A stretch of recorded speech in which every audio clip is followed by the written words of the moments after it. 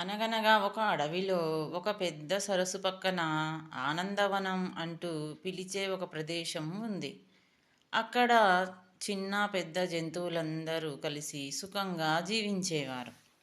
ఆ అడవిలో అందరికంటే మంచి హృదయం గలవాడు ఏనుగు గజరాజు. గజరాజు చాలా బలవంతుడు, కానీ అంతకంటే ముఖ్యంగా స్నేహశీలి కూడా. కష్టాల్లో ఉన్న జంతువులను ఎప్పుడూ సహాయం చేసేవాడు. ఒకరోజు ఉదయం గజరాజు చెట్టు కింద నడుస్తుండగా ఒక చిలుక చిక్కుకుంది. ఒక కొమ్మ నుండి ఆమె కింద పడిపోయింది. గజరాజు వెంటనే తన పొడవాటి తొండంతో దానిని నెమ్మదిగా పట్టుకొని, భయపడకు, నేనున్నాను అని ఆదరించాడు.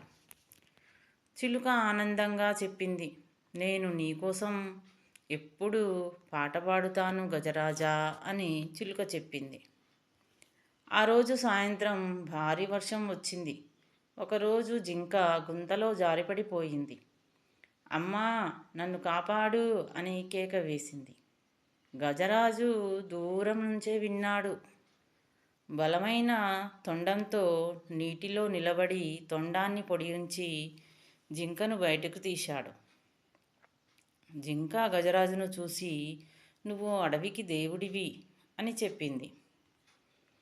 ఒకరోజు అడవిలో అగ్ని చెలరేగింది. చిన్న జంతువులు భయంతో పరుగులు తీశాయి. గజరాజు మాత్రం వెనక్కి తగ్గలేదు. తొండంతో నీటిని దింపి మంటల మీద చల్లాడు. మిగిలిన జంతువులను సురక్షిత ప్రదేశాలకు తీసుకువెళ్ళాడు. అతని ధైర్యం అందరి మనసులను గెలుచుకుంది. చివరకు అడవి మొత్తం గజరాజుని చుట్టూ చేరి చిలుక పాట పాడింది. కోతి తాళం వేసింది.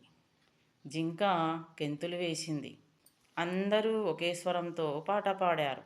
ఏం పాట అంటే, మన అడవికి రక్షకుడు గజరాజు, మన అడవికి రక్షకుడు గజరాజు అని పాట పాడారు.